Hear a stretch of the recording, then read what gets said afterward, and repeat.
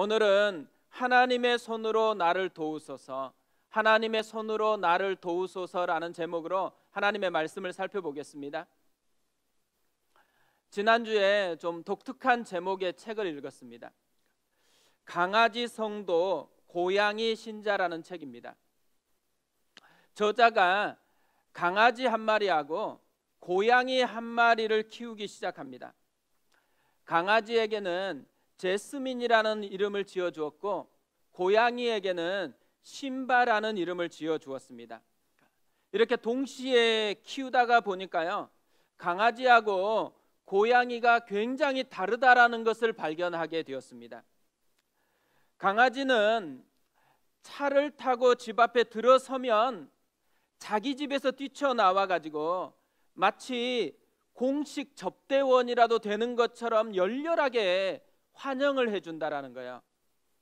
하지만 고양이는 나와 보지도 않는데요, 심지어는 방에 들어갔는데도 불구하고 아는 채도 하지 않는다고 합니다. 이런 고양이가요, 가끔은 걸어와 가지고 자기 머리를 다리에 대면서 지나가는 경우가 있대요. 근데 이때 고양이가 머리를 이렇게 디미는 이유가 어딨냐면 이런 의미래요. 친구, 당신은 내 거야, 이런 의미를 가지고 한다고 합니다. 그래서 이 책에서는 고양이와 강아지의 차이를 이렇게 정리를 해요. 강아지에게는 주인이 있지만 고양이에게는 부하 직원이 있다는 것이다. 강아지는 자기 주인에게 순종하는 법을 배우지만 고양이는 자기 주인이 자기에게 순종하기를 원한다는 것입니다. 좀 공감이 되세요? 저자는 이런 강아지와 고양이를 보면서요, 신앙생활을 하는 우리의 모습 속에서도 이런 두 종류의 유형이 있다라는 것을 깨달았다는 거예요. 어떤 분들은 강아지 스타일로 신앙생활을 하고 어떤 분들은 고양이 스타일로 신앙생활을 한대요. 고양이 스타일로 신앙생활을 하는 사람들은요, 자기를 위해서 하나님을 믿는다라는 거예요. 반면에 강아지 스타일은 하나님의 영광을 위해서 하나님을 믿는다고 합니다. 그러니까 자기 중심이냐 하나님 중심이냐, 이 차이를 보여주는 거죠. 기도도 마찬가지래요. 어떤 분들은 강아지 스타일로 기도하고 어떤 분들은 고양이 스타일로 기도를 한대요. 고양이 스타일로 기도하는 사람들은요, 자신이 원하는 것을 구해요. 자신의 삶을 더욱 편하고 안락하게 만드는 것을 위해서 기도한대요. 반면에 강아지 스타일로 기도하는 분들은 자신의 나라가 아니라 하나님의 나라의 확장을 위해서 기도한대요. 우리는 신앙 색깔이 어느 편에 가까울까요? 고양이 스타일일까요? 강아지 스타일일까요? 우리의 기도는 강아지 스타일로 기도하는 것 같으세요? 아니면 고양이 스타일로 기도하는 것 같으세요? 우리가 지금 야베스의 기도를 3주에 걸쳐서 살펴보고 있거든요. 다음 주까지 이제 야베스의 기도를 살펴보려고 하는데요, 야베스의 기도 이렇게 생각해 보세요. 어느 편에 가까운 것 같으세요? 고양이 스타일에 가까운 것 같으세요? 아니면 강아지 스타일의 기도에 가까운 것 같으세요? 한국 교회에 야베스 기도가 대유행했던 시기가 있었습니다. 브루스 윌킨슨이라는 분이 야베스의 기도라는 책을 썼는데 이게 한글로 번역돼서 출판되면서부터 이 대유행이 시작됐어요. 2001년 2월 25일에 초판이 발행됐는데 5개월 만에 무려 33판이나 인쇄가 돼서 팔렸습니다. 이렇게 책이 대유행을 하고 그로 인해서 또 야베스의 기도에 대한 열풍이 일어나니까요, 이 책에 대해서 논쟁이 시작이 된 거예요. 논쟁의 핵심은 간단해요. 고양이 스타일의 기도책이라는 거예요. 더불어 야베스의 기도도 약간 고양이 스타일의 기도에 가깝고 또 고양이 스타일의 신앙을 부추긴다라고 그렇게 공격을 하기 시작했습니다. 어떤 분들은요, 이 야베스의 기도에 대응하기 위해서 또 다른 기도를 띄웠어요. 아굴의 기도. 아굴의 기도 들어보셨어요? 아굴의 기도가 잠언 30장에 나오거든요. 이런 내용이에요. 내가 두 가지 일을 주께 구하였사오니 내가 죽기 전에 내게 거절하지 마시옵소서. 곧 헛된 것과 거짓말을 내게서 멀리 하옵시며 나를 가난하게도 마옵시고 부하게도 마옵시고 오직 필요한 양식으로 나를 먹이시옵소서. 혹 내가 배불러서 하나님을 모른다 여호와가 누구냐 할까 하오며 혹 내가 가난하여 도둑질하고 내 하나님의 이름을 욕되게 할까 두려워함이니이다. 마치 이 아굴의 기도를 보면요, 좀 자족하는 것 같은 그런 모습이 있어요. 그러다 보니까 좀 고상해 보인다라는 거예요. 하나님께 초점이 있는 것 같아 가지고 강아지 스타일의 기도라고 그렇게 여겼다라는 거죠. 반면에 야베스의 기도는 어때요? 성공에 초점이 있는 것 같잖아요. 그러다 보니까 좀 세속적으로 보이는 거예요. 고양이 스타일의 기도라고 그렇게 이야기했다라는 거죠. 이 논쟁이 어떻게 끝났을까요? 이 논쟁의 결과가 지금 현재를 만들고 있다고 생각을 하는데요, 많은 분들이요, 야베스의 기도는 정말 고양이 스타일의 기도라고 생각을 굳게 만들었습니다. 그래서 야베스의 기도는 하면 안 되는 그런 세속적인 기도라는 생각을 하게 되었어요. 근데 문제는 여기에서 끝난 게 아니에요. 더 나쁜 결과가 만들어졌다라는 거죠. 기도하는 것 자체를 어렵게 만들어 버렸다라는 거예요. 이런 논쟁이 있기 전에는요, 필요가 있으면, 우리 삶에 필요가 느껴지면 그것을 붙들고 간절하게 기도했어요. 가정에 경제적으로 어려우면 가족 모두가 금식하러 나가서 하나님 앞에 간절히 기도했거든요. 그런데 이후로는 어떻게 돼요? 기도하다가도 내 기도가 고양이 스타일 기도 아닌가? 이런 생각을 하게 되었다라는 거예요. 내 필요를 놓고 기도하면 자꾸 천박한 기도 같고 싸구려 기도 같고 세속적인 기도 같다는 생각을 하게 되었어요.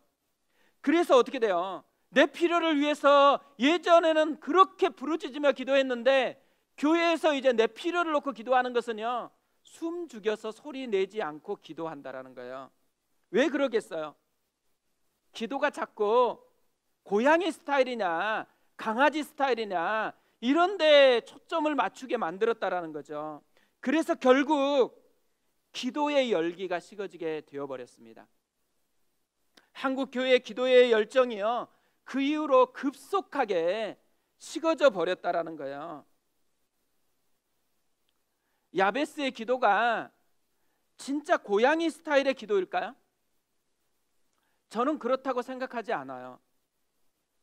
야베스의 기도를 묵상하면 할수록 야베스의 기도는 이런 논쟁을 할 것이 아니었다라는 생각을 많이 합니다.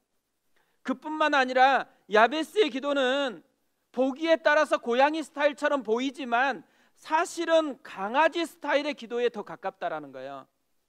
이유는 두 가지예요. 첫 번째로는 성경이 야베스와 야베스의 기도를 소개하고 있다라는 거예요. 기본적으로 성경이 야베스의 기도를 소개하는 것은 야베스의 기도를 분석하고 이게 강아지 스타일인지 세속적인지 이런 논쟁하라는 게 아니에요. 야베스처럼 기도하라는 거예요. 야베스처럼 기도로 살아라고 이 야베스의 기도를 소개한 거거든요. 우리가 필요가 느껴졌을 때에 이게 세속적인지 아닌지를 따지는 것이 먼저가 아니에요. 일단 기도를 하는 거예요. 그러면은 하나님께서 그 기도를 통해서 우리를 인도해 주신다라는 것이죠. 또 하나의 이유가 있다면요, 야베스의 시대 그리고 역대기의 배경 때문에 그래요. 야베스는 사사시대에 태어난 사람입니다. 개인적으로 고통이라는 이름을 가질 정도로 어려운 형편이에요. 시대적으로도 영적인 어둠이 깊이 드리워져 있는 한복판에 살아가는 사람이죠. 하나님이 안 보여요. 이방인들이 압제하고 있으니까 이방인들만 보여요. 그뿐만 아니라 이방인들이 다스리니까 어떻게 해요? 이방인들이 다스리는 그 신이 보여지는 그런 시대를 살아가고 있어요. 마치 영적인 IMF 시대, 또 일제강점기 같은 그런 시대를 살아가고 있습니다. 이런 시대에 살기 위해서는 어떻게 해야 돼요? 보이지 않는 하나님이 아니고 눈에 보이는 이방인들에게 잘 보여야 되잖아요. 그리고 그 이방인들이 지금 자기를 다스리고 있는 이방인들이 섬기는 그 신에게 잘 보여야 된다라는 그런 많은 사람들에게 둘러싸여 있거든요. 그런데 그 시대에서 기도로 운명을 바꾼 사람이라는 거예요. 이런 사람이 어떻게 고양이 신자고 고양이 스타일로 기도한다고 할 수 있겠어요? 또 하나요, 야베스가 기록되어 있는 이 본문이 역대기예요. 역대기는 어느 때에 쓰여졌을까요? 그러니까 역대기를 지금 우리가 읽고 있지만 제1번 독자, 역대기의 제1번 독자는 누구였을까요? 그러니까 승승장구했던 시대의 사람이 아니에요. 역대기는 바벨론 포로에서 돌아온 사람들을 위해서 쓰여진 책이에요. 에스라와 느헤미야 시대의 책입니다. 처음에는요, 뜨거운 신앙을 가지고 돌아왔어요. 그런데 현실이 만만치 않는 거예요. 시간이 흐르면서 점차적으로 신앙의 열기는 식어져 가고 살아내야 되는 것에 마음이 뺏기기 시작했어요. 그래서 이제는 신앙의 정체성마저 흔들리고 있는 이들을 격려하기 위해서 쓰여진 책이에요.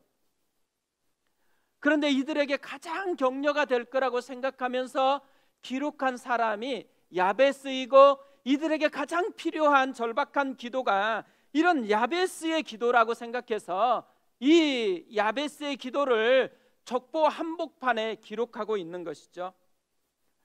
이 야베스를 보면요, 역대기의 시대 사람들하고 비슷한 점들이 있어요. 먼저는 족보를 보아도 알지만 주류 인생이 아니에요. 비주류 인생이었어요. 포로로 돌아온 사람들도 마찬가지였어요. 이미 그 시대의 역사적인 환경, 그 장소를 다 다른 사람이 장악하고 있는 거예요. 이들은 자신들의 무대에서 주인공이 아니었던 것이죠.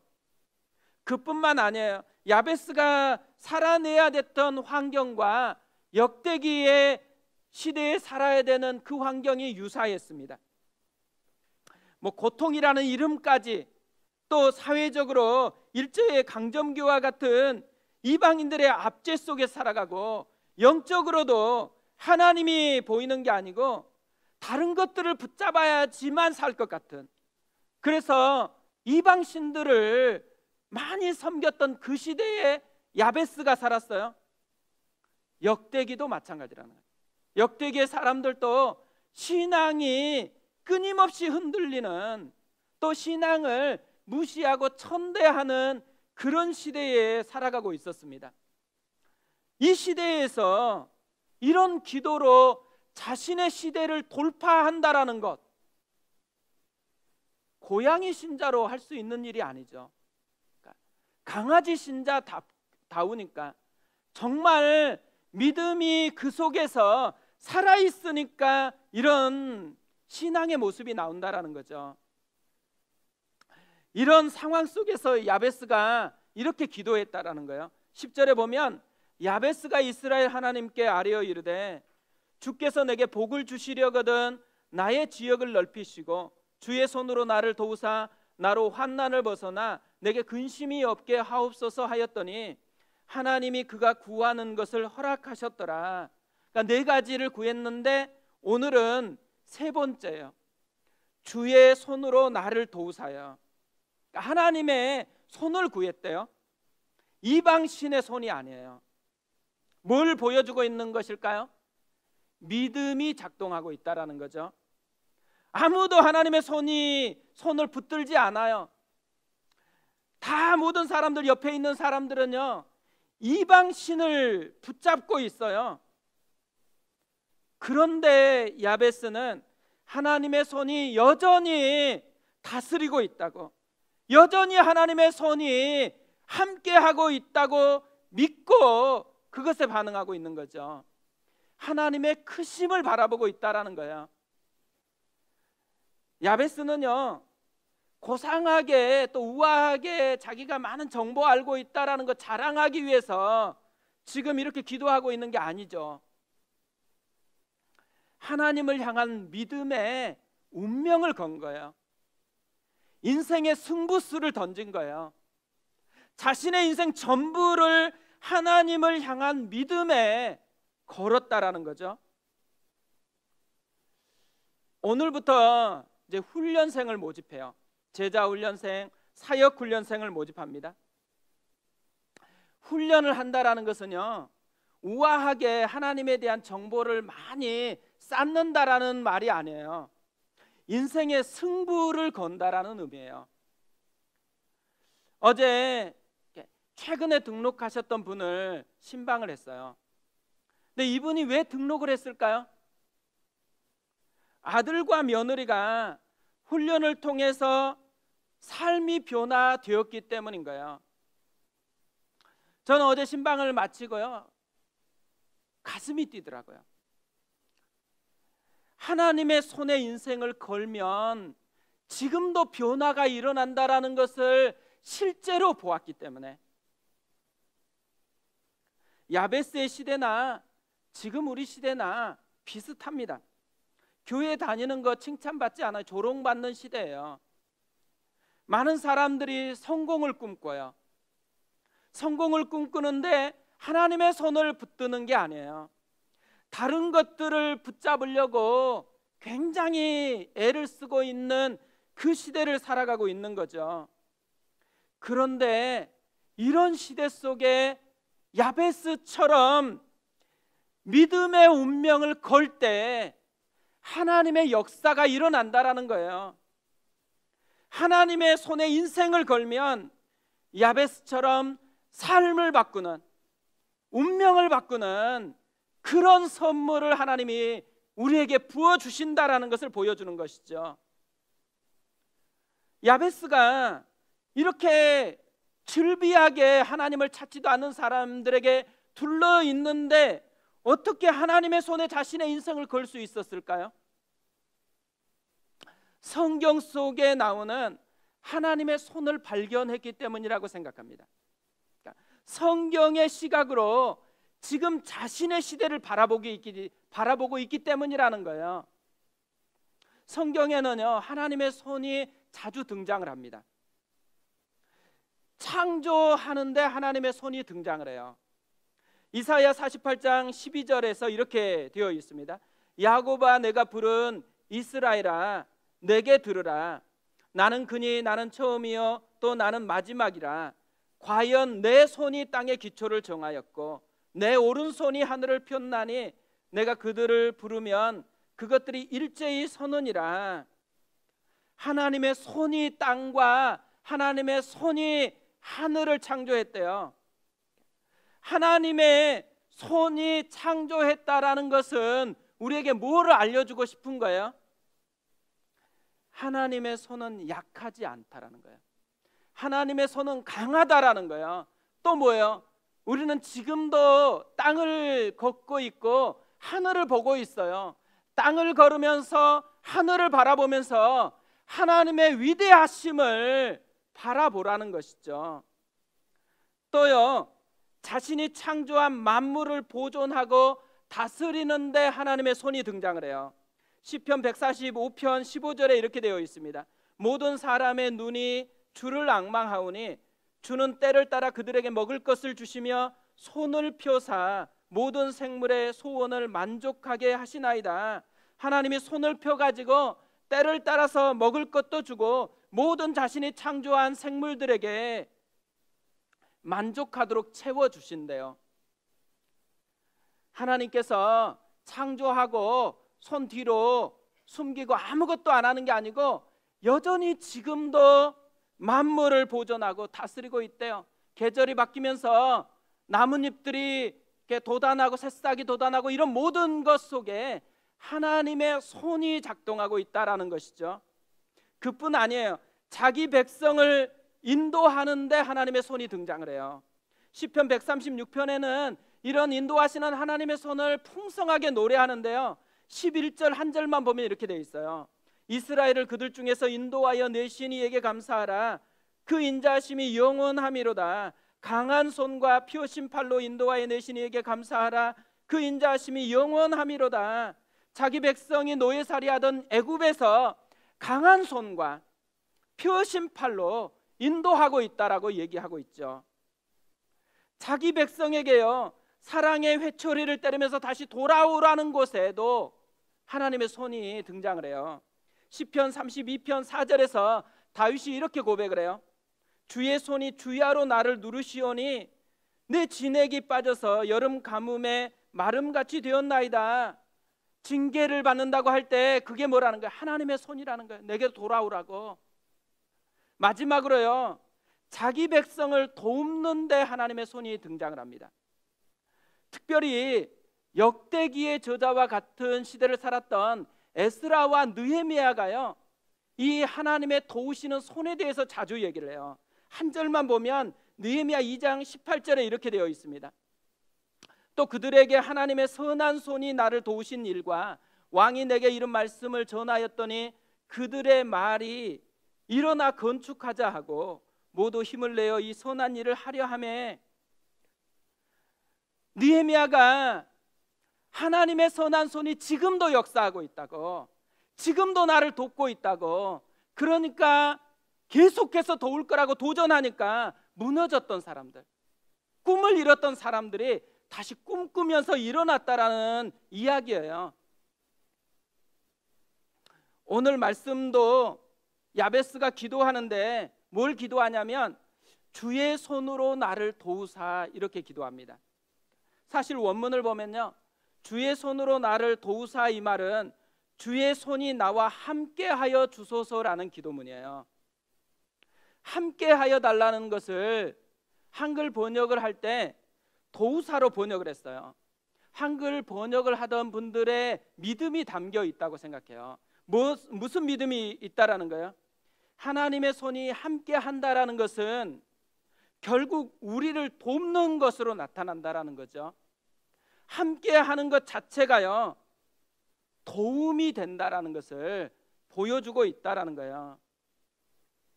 한번 생각해 보세요. 사실 모든 이 역사들은 하나님의 역사예요. 그런데 하나님의 역사라고 하지 않고 하나님의 손이라고 그렇게 표현을 합니다. 왜 그랬을까요? 손이 하는 역할을 생각해 보세요. 손은 구체적이고 실제적인 행동을 나타내고 있어요. 머리로 생각했던 것들이 손으로 다 나타나서 열매가 되어지는 거잖아요. 야베스가 왜 하나님의 역사를 달라고 기도하지 않고 하나님의 손이 함께 해달라고 그렇게 기도하겠어요? 지금 야베스에게는 두리뭉실한 게 아니고 실제적인 하나님의 역사가 필요한 거예요. 지금 자기의 삶을 피부적으로 구체적으로 도우시는 그 하나님의 역사가 필요하다라는 거죠.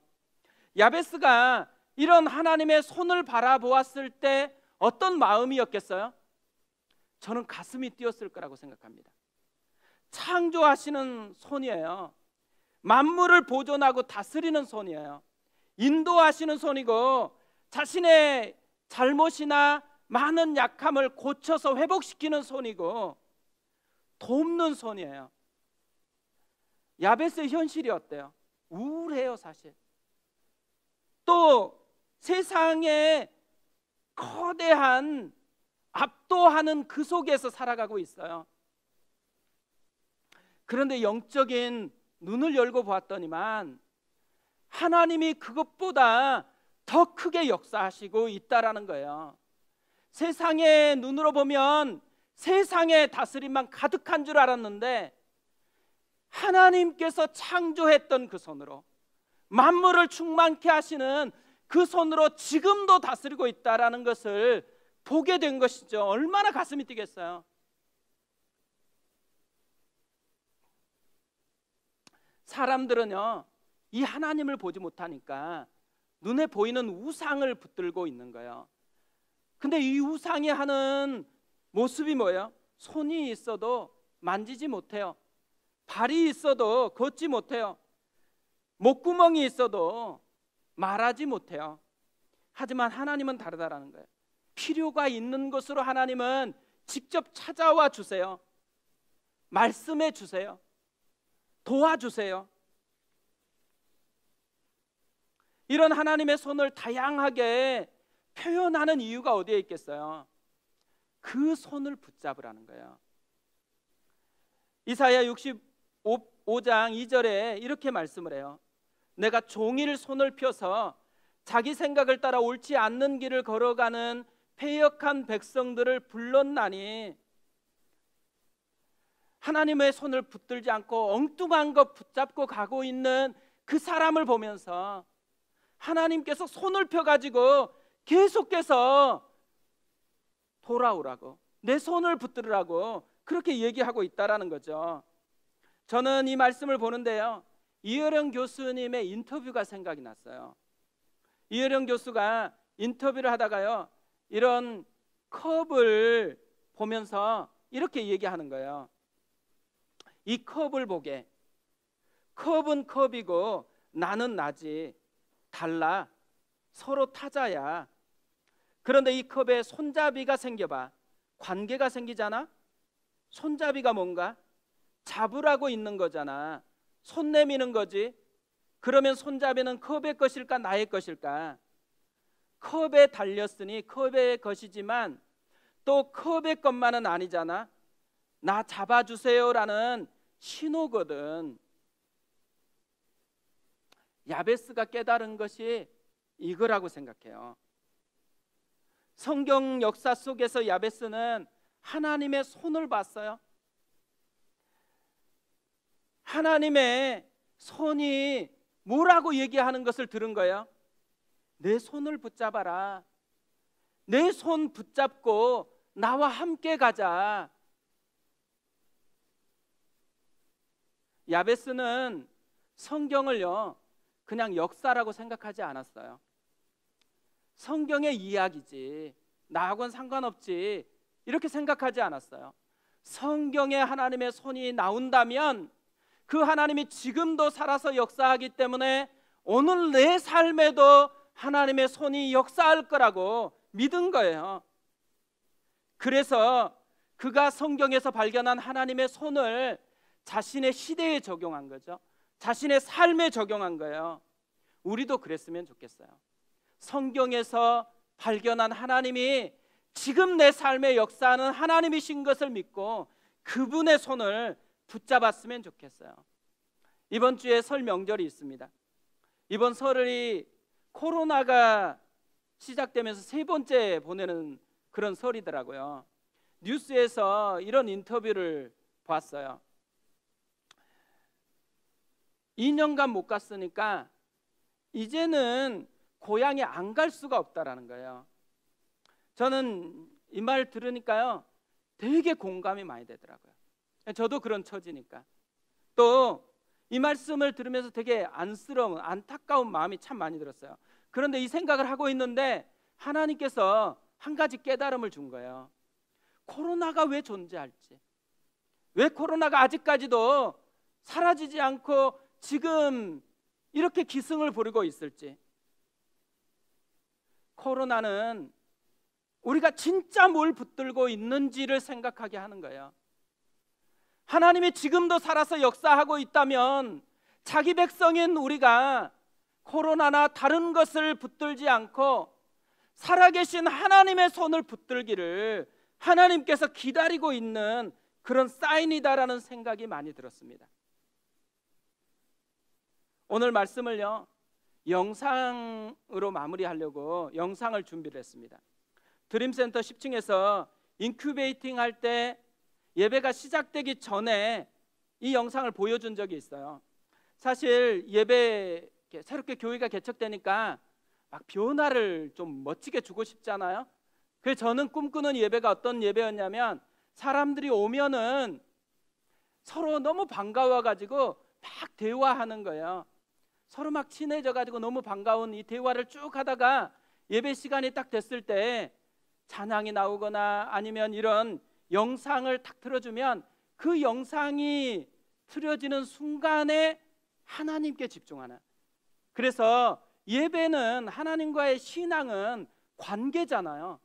하나님과도 친해지고 서로 지체된 한 사람 한 사람이 친해지는 그 지점이 보여지는 순간이 예배이기를 원했거든요. 그래서 그런 계획을 가지고 시작할 때 영상을 멋지게 틀어주고 하려고 준비를 했어요. 근데요, 습관이라는 게요 얼마나 무서운지 금방 알겠더라고요. 들어오면 대화할 생각 전혀 없어요. 딱 기도하고 혹시 누가 대화하려고 말 시키면 어떻게 해요? 예배를 방해한다고 생각해가지고 되게 째려보는 그런 일이 생기더라고요. 할 수 없이 이 습관을 깨트릴 수가 없어가지고 그냥 수용하고 그냥 지금 있는 이런 예배로 굳어졌어요. 근데 어느 순간에 도전을 또 해보려고 생각 중에 있습니다.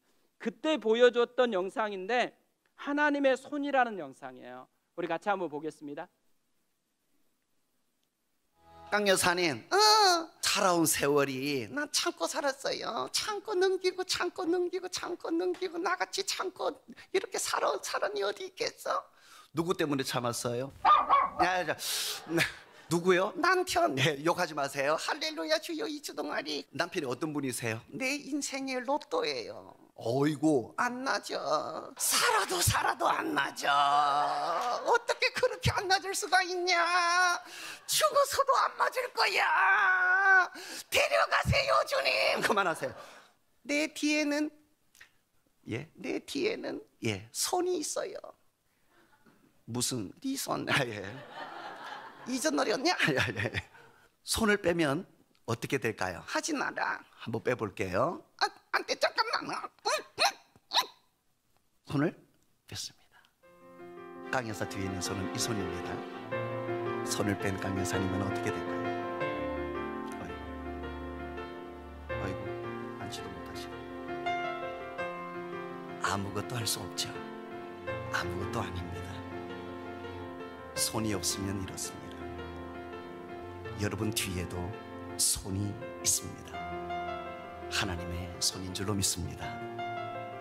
뭐가 그리 바쁜지, 뭐가 그렇게 생각할 것이 많은지 우리는 항상 이 사실을 잃어버리고 사는 것 같습니다.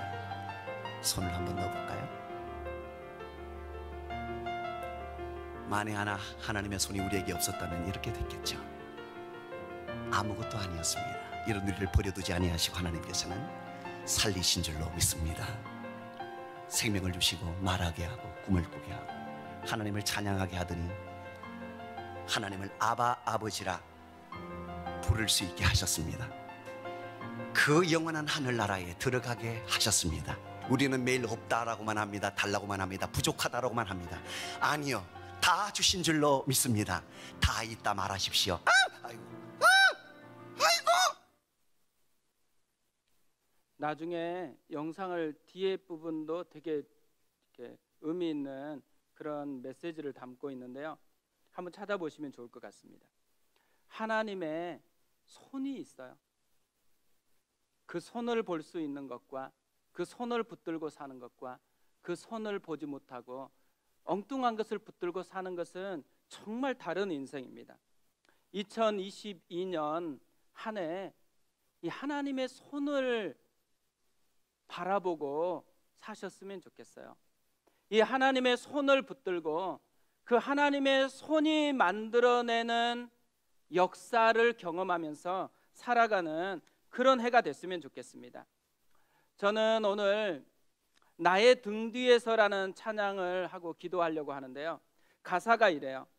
나의 등 뒤에서 나를 도우시는 주, 나의 인생길에서 지치고 고나여 매일처럼 주저앉고 싶을 때 나를 밀어주시네. 일어나 걸어라, 내가 새 힘을 주리니 일어나 너 걸어라, 내 너를 도우리. 2절 가사도 이래요. 나의 등 뒤에서 나를 도우시는 주, 평안히 길을 갈 때 보이지 않아도 지치고 고나여 넘어질 때면 다가와 손 내미시네. 3절은 이래요. 나의 등 뒤에서 나를 도우시는 주, 때때로 뒤돌아보면 여전히 계신 주, 잔잔한 미소로 바라보시며 나를 재촉하시네. 1절에서는 나를 밀어준대요. 2절에서는 다가와 손을 내민대요. 3절에서는 나를 재촉한대요. 하나님께서요, 우리를 살리려고, 우리 속에 풍성함을 경험하려고 손을 내밀고서 그렇게 내 손 붙잡고 함께 가자라고 그렇게 얘기하고 있다라는 거죠. 이 은혜를 풍성하게 맛보았으면 좋겠습니다. 우리 그 마음으로 같이 찬양하겠습니다.